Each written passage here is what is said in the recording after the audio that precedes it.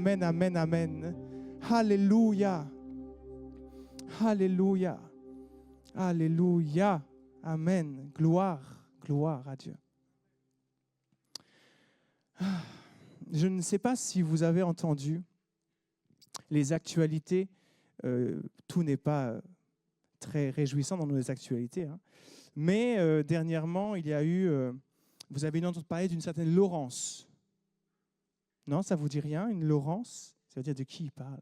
C'est qui Laurence? Laurence, c'est le nom d'une tempête. Ah bah oui. Et cette tempête a fait quelques dégâts, notamment en Espagne, vous avez dû voir ça, etc., avec des inondations comme il n'en avait pas eu depuis très longtemps. Et quand j'ai regardé un peu les informations, j'ai entendu des personnes qui ont vécu, qui ont survécu plutôt, et témoigner en disant « c'était l'apocalypse ». On était spectateurs d'un désastre. On ne pouvait rien faire.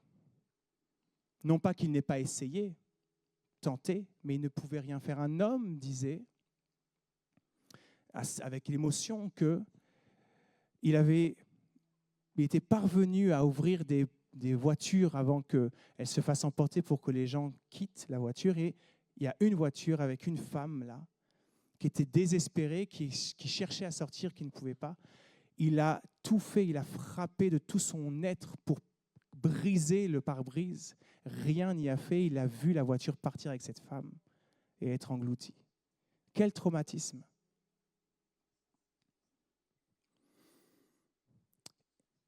Il y a des situations dans nos vies où nous sommes face à quelque chose que nous ne pouvons pas maîtriser. Et on souffre à ce moment, on subit, on se sent envahi d'un sentiment qui est très, très, très, très désagréable. Un sentiment d'impuissance. Et pour les êtres humains que nous sommes, si fiers de nous-mêmes, si orgueilleux et si heureux de réussir et de parvenir par nos propres forces à être qui nous sommes, quand nous sommes face à une situation où on ne peut rien faire, waouh, ça nous brise. Ça brise un homme, ça brise une femme, ce sentiment d'impuissance. Personnellement, c'est ainsi que Dieu est venu toquer à la porte de ma vie. Je n'ai pas grandi dans l'Église, je ne connaissais pas Dieu étant enfant. Et dans mon parcours de vie, on a grandi, mes frères et moi et ma sœur, avec ma mère plutôt seule. Voilà, bon, enfin, pas toujours seule, mais bon, bref. Et elle est passée à un moment donné par un épisode de dépression. Dépression morbide, comme on appelle, c'est-à-dire qu'elle ne pouvait plus travailler, elle n'avait plus aucune capacité de s'occuper de nous, du tout. J'avais 15-16 ans, et mes frères et ma sœur étaient plus petits. Donc, elle passait ses nuits à prendre ses journées à prendre des médicaments, ses nuits à pleurer. Bon, bref, c'était comme un être un peu vide, vous voyez, totalement écrasé par la douleur, la tristesse, d'une vie aussi. Hein. Bon, bref, on ne va pas faire un moment de psychologie ici, mais voilà. Et donc, moi, étant le fils aîné, j'ai dû, par la force des choses, la seconder, aidé aussi par mes frères, etc. Et il y avait une volonté véritablement de tout faire pour qu'elle aille mieux. Comme un enfant avec son parent. Je voyais ma mère malheureuse et triste, j'avais juste envie qu'elle soit heureuse. Donc on fait tout. Je faisais tout, je cherchais tous les... Voilà. Et pour autant, rien. Rien ne changeait. Rien. J'ai l'impression que c'était pire. Même jusqu'au jour où elle m'a dit, tu sais, tu serais tellement mieux si j'étais morte. Et là, tu te dis, mais c'est pas vrai. Elle n'a pas compris que je fais tout pour l'aider. J'étais vraiment dans un sentiment d'impuissance. Et c'était terrible pour l'adolescent que j'étais. J'avais vraiment l'impression que j'étais seul, abandonné, que je n'avais rien à faire. Et que quoi que je fasse, je n'avais aucun pouvoir pour changer ce qui se passait. Et un jour, ma mère a franchi les portes d'une église comme celle-ci, dans des circonstances qui ont été comme ça. Elle est allée. Et ce jour, ce que moi, je ne suis pas parvenu à faire pendant 3 ans, Dieu l'a fait. Ce jour, Dieu l'a fait. Alors, évidemment, il y a eu après tout un temps de restauration, mais ce jour, ma mère est rentrée avec un sourire, chose qu'elle n'avait pas eue depuis 3 ans, et avec comme sur son visage, comme si le poids de la peine n'était plus. Elle était différente.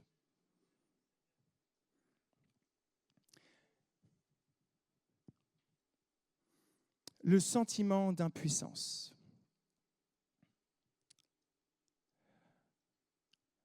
Le sentiment d'impuissance, c'est croire qu'on peut faire quelque chose, se démener pour changer une situation et rien n'y fait. C'est pas seulement être faible, c'est pas ça. C'est réaliser et accepter contre notre volonté qu'on est démuni, incapable d'agir sur la situation. Ça nous file entre les doigts, on est spectateur. Et c'est terrible. Sans donner d'autres exemples, on en a des exemples de situations comme ça. Vous en avez dans vos vies. Peut-être actuellement ou que vous avez déjà vécu. De voir les choses se faire et de se dire « mais je ne peux rien faire ». Le titre de mon message ce matin, c'est « Quand je suis dans l'impasse ». C'est un sentiment terrible qu'on a tous connu ou que nous connaissons encore. Même pour un chrétien. Si nous étions exempts de toute épreuve, ça se saurait. Or, dans ce monde, nous ne sommes pas exempts des épreuves. Nous devons y faire face et parfois, des épreuves, on se trouve dans une impasse. On se sent pris au piège. Et pourtant, si nous marchons avec Dieu, nous connaissons le Dieu des miracles. Nous en avons au moins entendu parler. Mais ça ne nous immunise pas contre ce sentiment d'impuissance qui peut nous envahir lorsque nous sommes face au mur.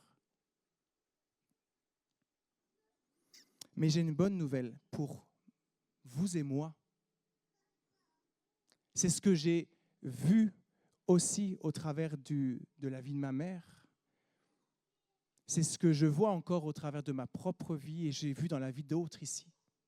C'est que en Jésus, nous pouvons triompher du sentiment d'impuissance.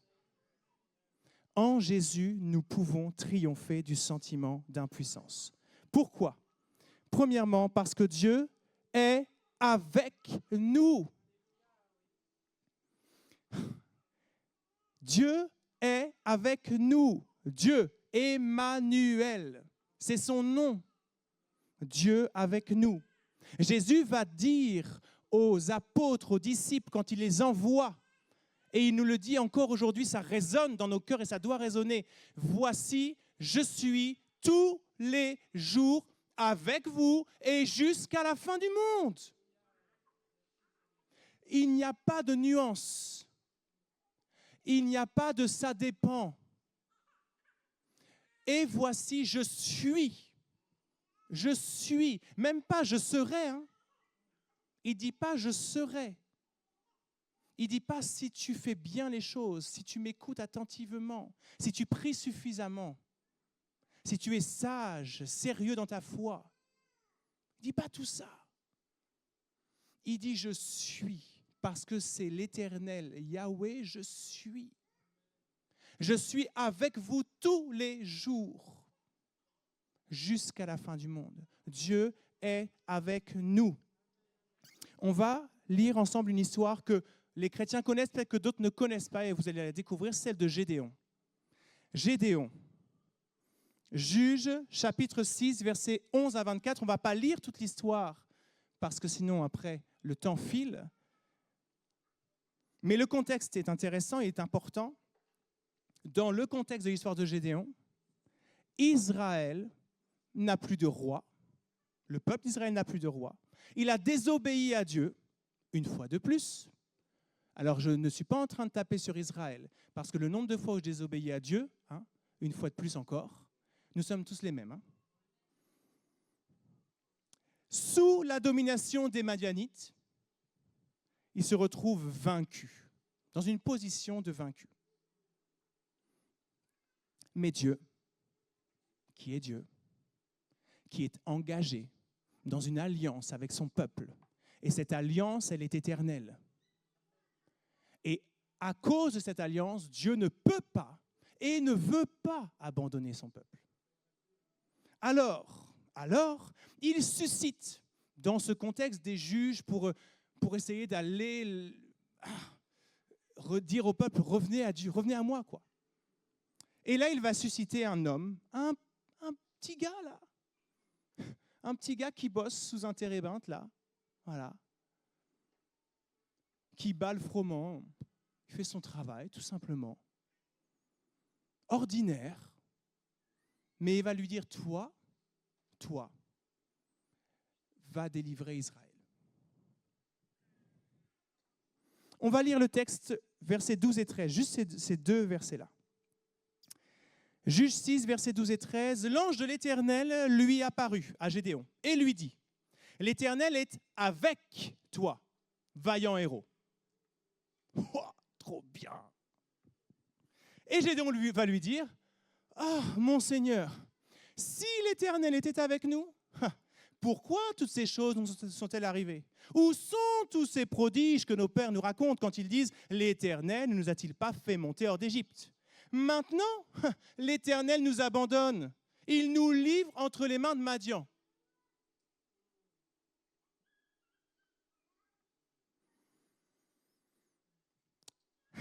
Gédéon vit dans un tel contexte d'oppression constante, totalement vaincu, qui est son identité et celle d'un vaincu. Il est totalement défaitiste, fataliste, découragé. Un véritable sentiment d'impuissance face à cette situation qu'il subit depuis trop longtemps. Et même les plus anciens qui disaient « pourtant Dieu a fait ça un jour », commencent même à se décourager. Situation désespérante.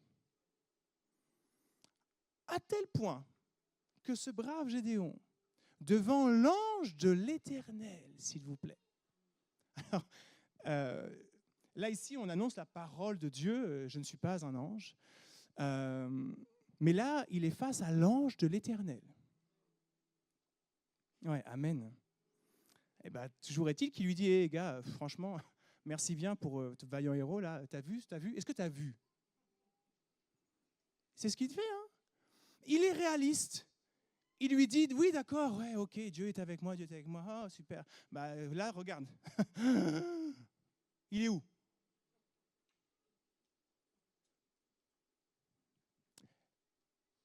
J'ai fait ça.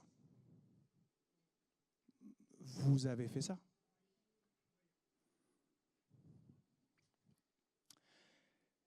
Rempli d'incrédulité. On se permet à ce moment-là de dire à Dieu, hé, oh. C'est bien sympa, t'es avec moi, écoute, il y a du boulot là. Donc vas-y. Et là, je vais voir que tu es avec moi.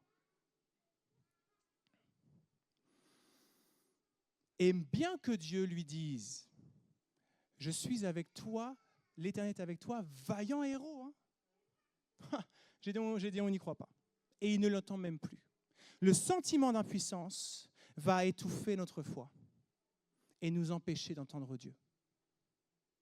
Voilà pourquoi il est essentiel de triompher, non pas de la situation, mais du sentiment d'impuissance. Parce que ce que Gédéon ici a besoin, avant de voir le miracle de Dieu, c'est de triompher de son sentiment d'impuissance, pour à nouveau voir que l'Éternel est en train de s'adresser à lui et l'entendre. Mais Dieu,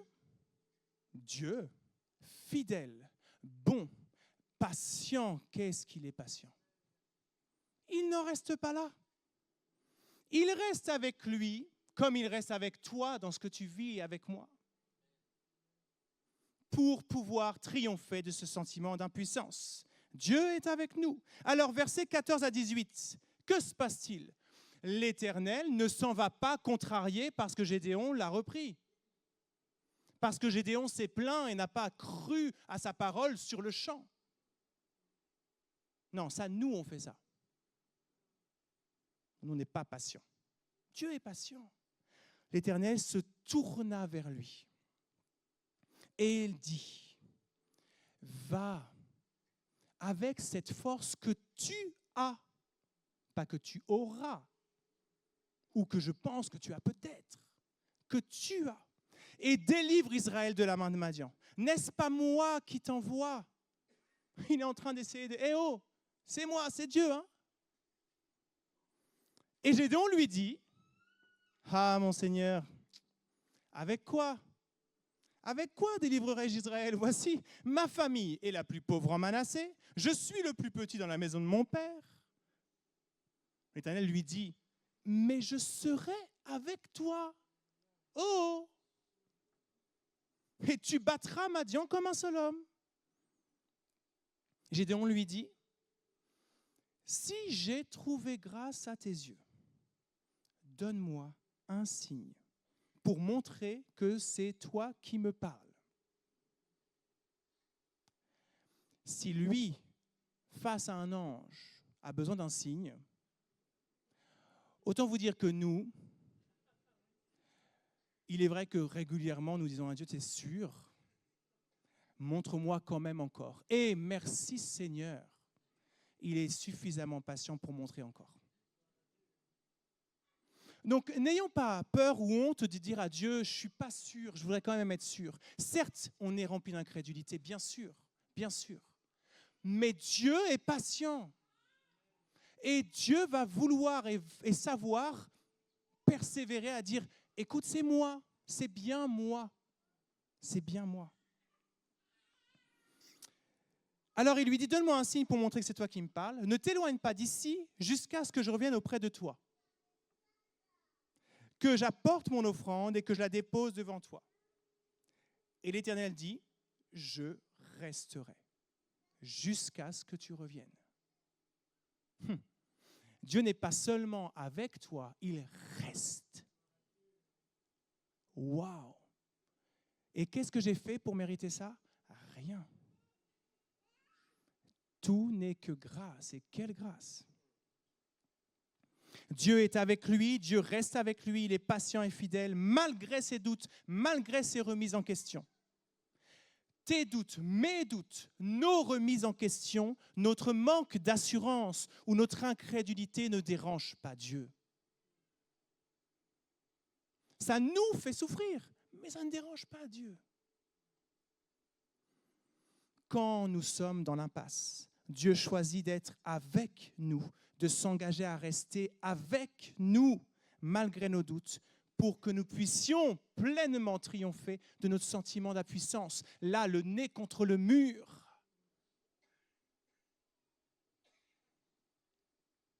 Et qu'est-ce que fait Dieu? Dieu se tourne vers toi. Dieu est ta force. Et la condition pour le vivre, c'est d'être simplement dans sa volonté, que ce soit lui qui envoie.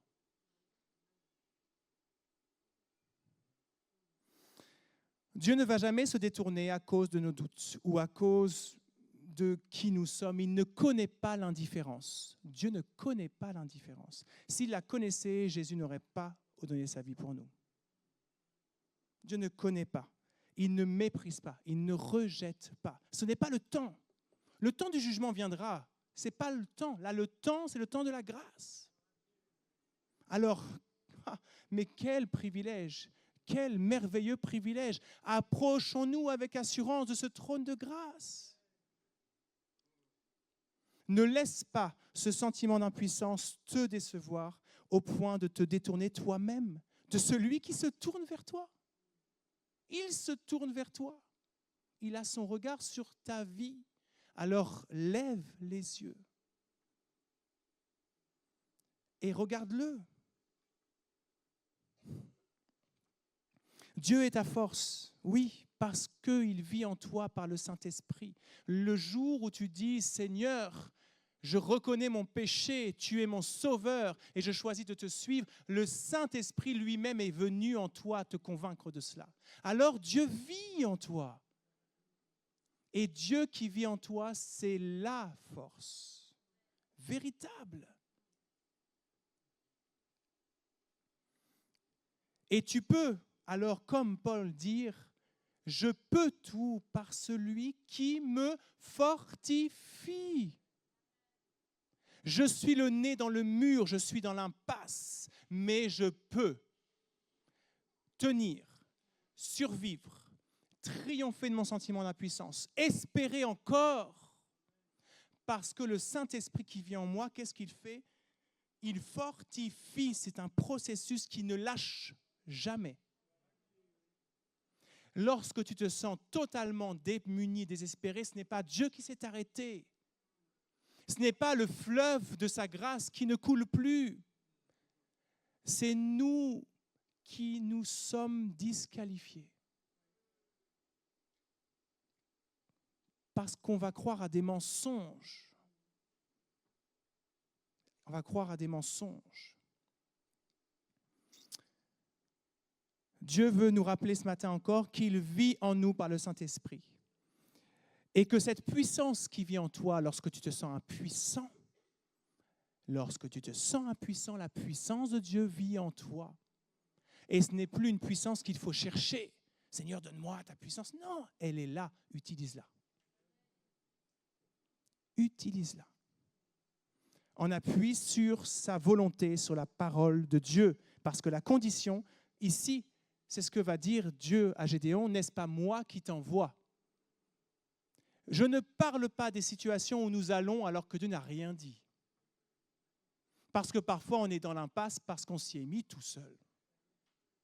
Peut-être souvent d'ailleurs, en fait. C'est une réalité. C'est une réalité. Il est essentiel que nous considérions la volonté de Dieu. Qu'est-ce que Dieu veut? Où Dieu veut me voir?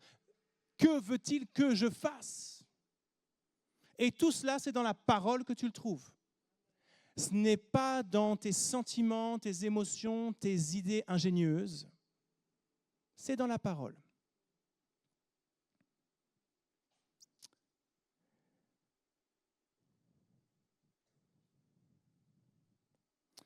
Merci Seigneur, parce que même quand tu es dans l'impasse et que tu t'y es mis tout seul, tu peux être comme David et dire « Je lève mes yeux vers les montagnes et je me dis, mais d'où va me venir le secours? J'aurais jamais dû me retrouver là.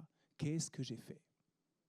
Mais quand tu dis ça et que tu te repens, alors le Saint-Esprit qui vit en toi te rappelle que le secours te vient de l'Éternel, qui a fait les cieux et la terre.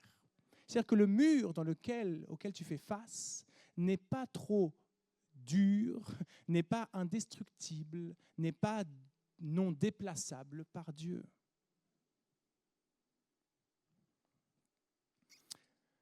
Nous pouvons triompher du sentiment d'impuissance parce que Dieu est avec nous. Amen. Comme il a été avec Gédéon.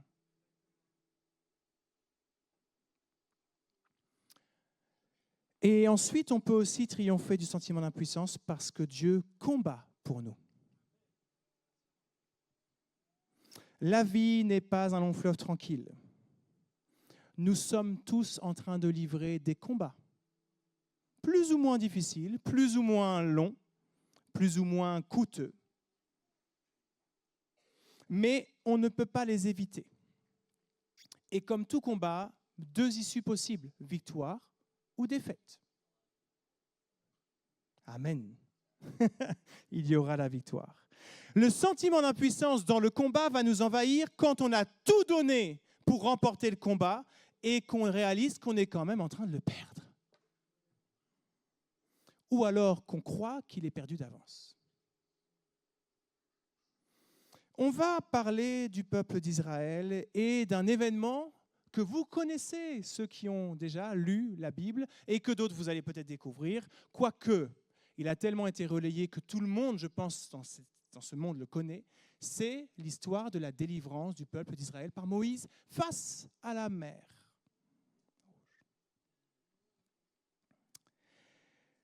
Israël est esclave du Pharaon en Égypte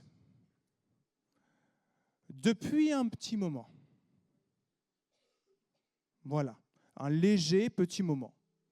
400 ans.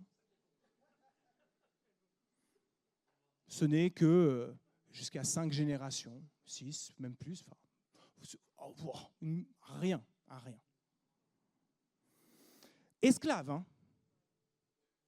Pas un droit, si ce n'est celui de servir, d'être utilisé. Et il se retrouve face à un homme qui a grandi dans le palais de Pharaon, qui un jour, sous un élan d'impulsivité, de colère, va défendre un Hébreu en tuant un Égyptien, puis s'enfuir pour aller 40 ans dans un désert seul, pleurer sur sa condition, où Dieu va lui dire « Va délivrer mon peuple ». Là aussi, il va se dire « Mais qu'est-ce qu'il me raconte celui-là ?» Mais pourtant, c'est ce que Dieu dit. Et là, il retourne vers le peuple juif qui dit « Oh là là, mais qu'est-ce que tu fais? Tu es qui? Tu viens d'où? Et comment on peut être sûr ?»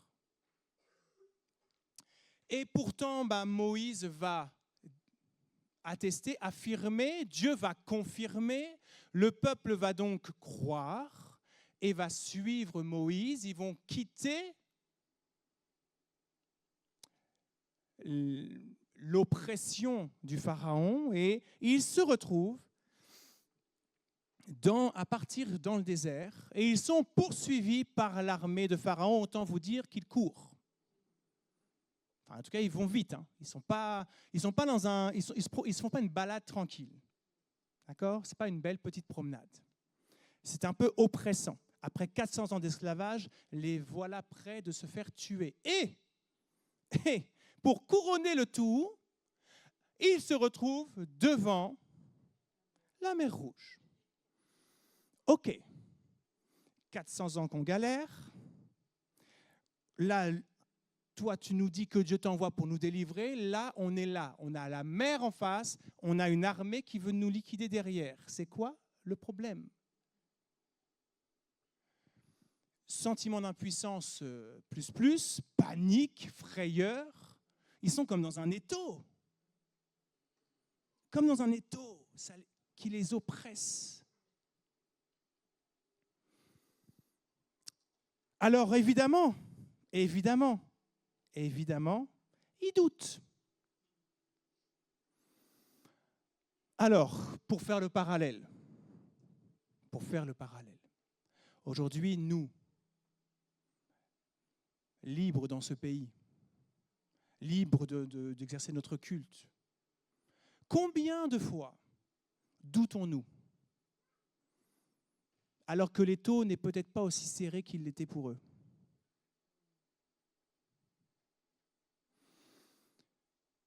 Pourquoi? Parce que nous sommes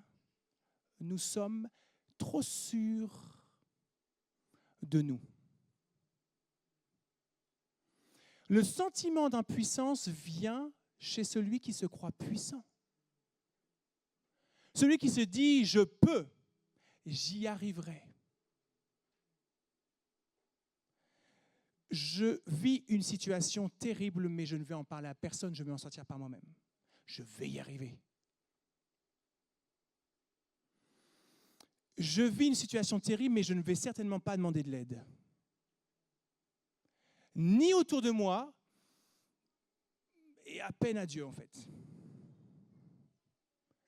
Le sentiment d'impuissance vient nous fracasser et nous briser parce qu'à un moment donné, on a cru qu'on pouvait gérer ça seul, qu'on était suffisamment spirituel, suffisamment fort, suffisamment capable, qu'on a tout mis en œuvre et qu'on se dit, c'est sûr, l'homme que je suis, ça ne va pas durer ça.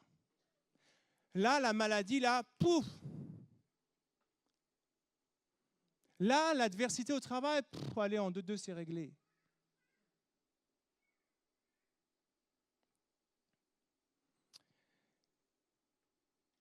Le peuple d'Israël se retrouve du coup dans cette situation. Et Exode 14, versets 13 et 14, on va lire ces deux versets.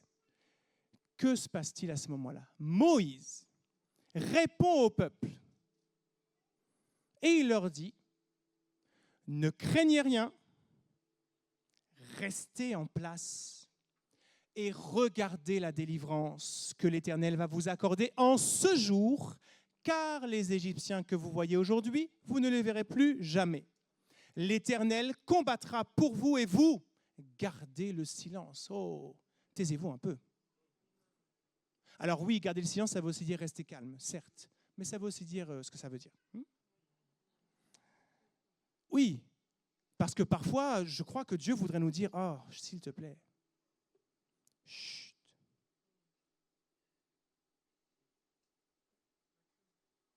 Oui. On lui rabat les oreilles parfois. Mais c'est légitime, malgré tout. Et Dieu ne nous rejette pas. Oh, quelle grâce encore. Parce que, bon, les autres autour de nous, au bout d'un moment, peuvent dire, bon, tu me fatigues là. Heureusement que Dieu ne fait pas ça.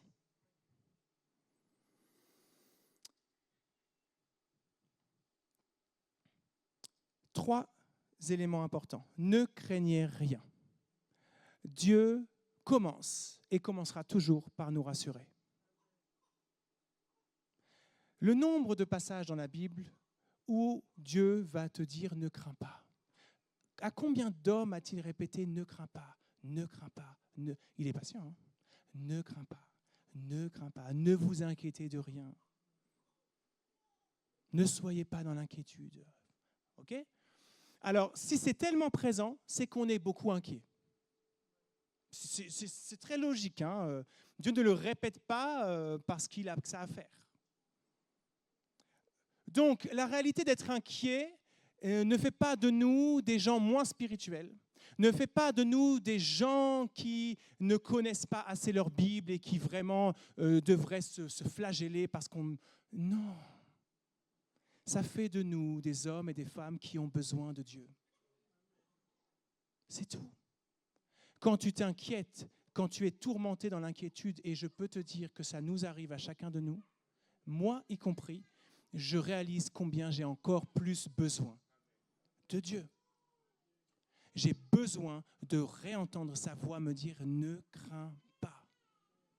Et je le trouve dans sa présence, je le trouve dans sa parole, je le trouve. Et je fais le choix, parce que je fais un choix, de le croire. Et pourquoi je ne crains pas? Parce que Dieu est avec moi. Dieu est avec moi.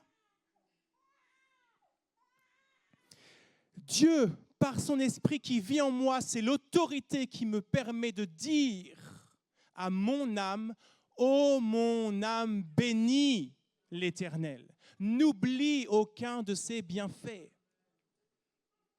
C'est cette réalité, cette autorité qui me permet de dire à l'ennemi, laisse-moi tranquille avec tes tourments là. Parce que moi, je sais que mon Dieu est avec moi. Et peu importe ce que je ne vois pas encore, il est là.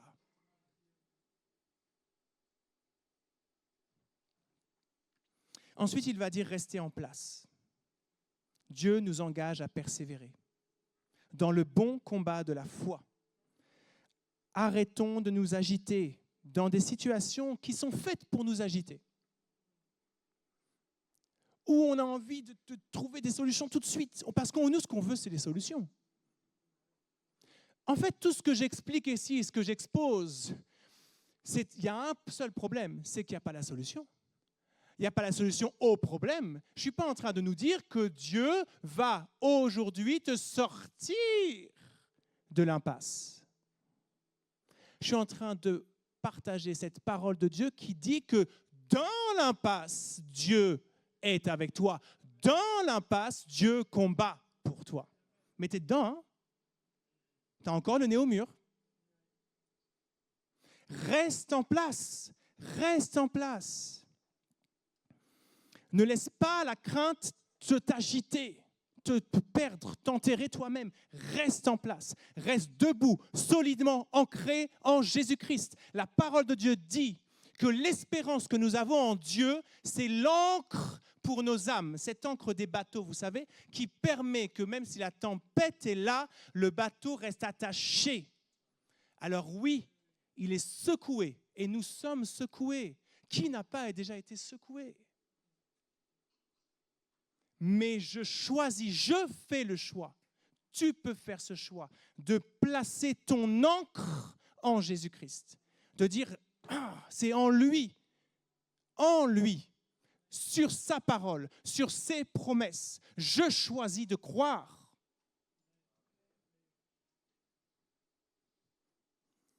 L'espérance que tu places en Dieu, c'est une encre pour ton âme. Reste en place dans la foi. Garde ta foi en Dieu. Il ne t'abandonnera pas. Et enfin, il va dire, regardez la délivrance. Regardez la délivrance. Oh, hey! Vois au-delà de ton mur. Je peux vous dire que quand Moïse dit ça, il ne voit rien, hein, les gars. Il ne voit rien là. Hein. Mais il ne leur dit pas la délivrance, il dit regardez, regardez. Et le mot hébreu pour délivrance ici, c'est le mot Yeshua.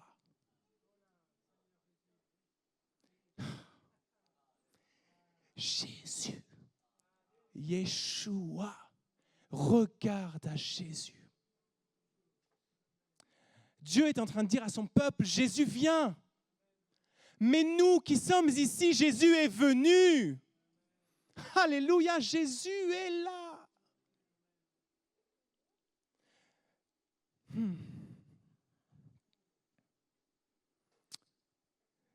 La délivrance est en Jésus-Christ. La délivrance est là.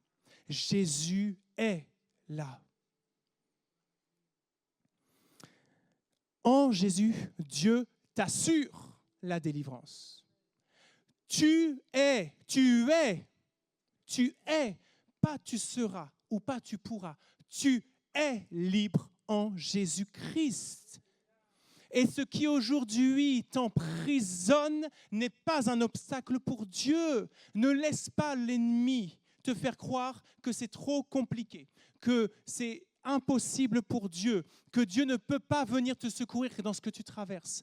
Certes, tu es dans l'impasse, mais je te promets et je t'assure sur sa parole que Dieu est avec toi, que Dieu combat pour toi, que la délivrance en Jésus est sûre. Sûre. La délivrance de toute forme de tourment, de toute forme d'oppression, de toute forme de sentiment d'impuissance. La délivrance face à toute adversité dans tes pensées, dans ton cœur, tout ce trouble. Yeshua, regarde à Yeshua, regarde la délivrance. Hébreux 4,14 dira, puisque nous l'avons, un grand souverain sacrificateur qui a traversé les cieux, Jésus, Fils de Dieu, alors demeurons fermes en place dans la foi que nous professons. Moïse finira par dire, l'Éternel combattra pour vous et vous gardez le silence.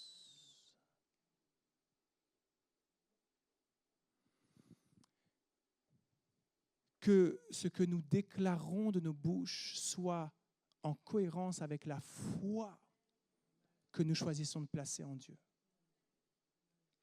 Quand tu es dans l'impasse et que tu peux te trouver tourmenté, je t'encourage à ouvrir sa parole et à déclarer sa parole. Parce que quand tu n'as plus de mots, la Bible est là et elle est une puissance de vie pour te guérir, te libérer et te soutenir. La foi vient de ce qu'on entend vient de la parole de Christ. Quand tu sens ta foi fragilisée, ce n'est pas en courant après quelqu'un, ce n'est pas en raisonnant, c'est en venant au trône de la grâce, en ouvrant cette parole de Dieu et en déclarant, en attestant, en affirmant, rempli de la présence du Saint-Esprit, avec cette autorité de dire, voilà qui je suis en Jésus-Christ, voilà ce que je crois. Cette impasse n'aura pas raison de moi, pas raison de ma foi. Ce sentiment d'impuissance, Jésus t'en a libéré à la croix. Nous pouvons triompher du sentiment d'impuissance parce que Dieu est avec nous et qu'il combat pour nous. Amen. J'invite l'équipe de louange à me rejoindre et on va terminer ensemble.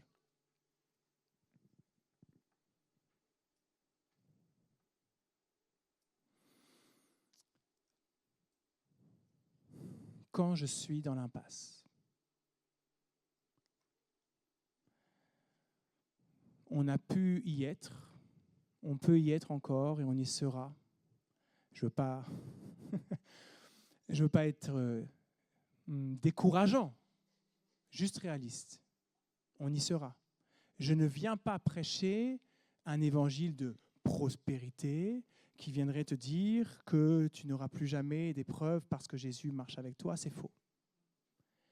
Je ne viens pas prêcher que nous sommes plus que vainqueurs. C'est faux. Nous sommes plus que vainqueurs par celui qui nous a aimés. Ça fait toute la différence. Ce n'est pas parce que je me convainc. C'est pas parce que je me mets debout, que je m'agite. Non. C'est parce que je viens encore et encore reconnaître que sans Jésus, je suis un pauvre, aveugle, misérable et nu, un pécheur.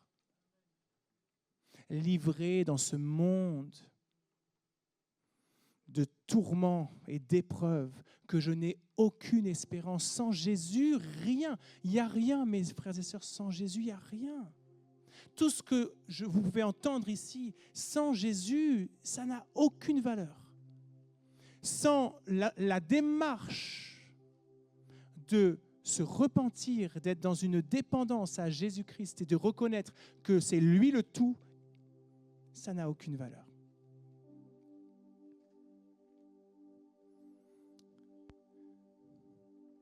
Alors, c'est très simple. Éphésiens 6:10 dira, pour conclure,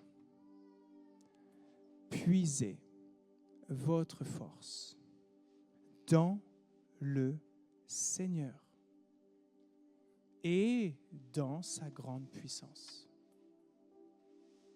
Ça n'est pas un problème que tu te retrouves sans force. Dieu ne te reprochera jamais de venir même à plat ventre devant lui. Et d'ailleurs, j'aimerais redire que non seulement ça ne le dérange pas, mais c'est même lui qui s'abaisse jusqu'à toi. C'est ce qu'il a fait, c'est ce que Dieu a fait en Jésus. Il s'est abaissé.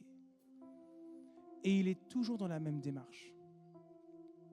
Puise ta force dans le Seigneur et dans sa grande puissance, sa toute puissance. OK ? Parce que Dieu est Dieu, parce que Dieu est avec toi et avec moi, et parce que Dieu combat. Ne crois pas, ne crois jamais que Dieu pourrait se désengager. Ne crois même jamais qu'il n'est pas au courant ou qu'il n'est pas en train d'œuvrer. Et réalise que, certes, sur ce moment-là, le peuple d'Israël a passé la mer au sec. OK. Mais ce que Dieu voulait leur dire, et ce qu'il veut encore nous dire, c'est que même si tu restes dans l'impasse, la délivrance est assurée. La délivrance, elle est en Jésus, c'est le fait de retrouver Jésus. Ce n'est pas forcément le fait de ne plus se retrouver dans l'impasse. Alors oui, dans l'impasse, Dieu a la puissance de guérir. Oui, dans l'impasse, Dieu a la puissance d'ôter le mur. Mais au-delà de tout cela, ce que Dieu veut t'encourager à faire, c'est d'espérer contre toute espérance. Amen. On prie ensemble.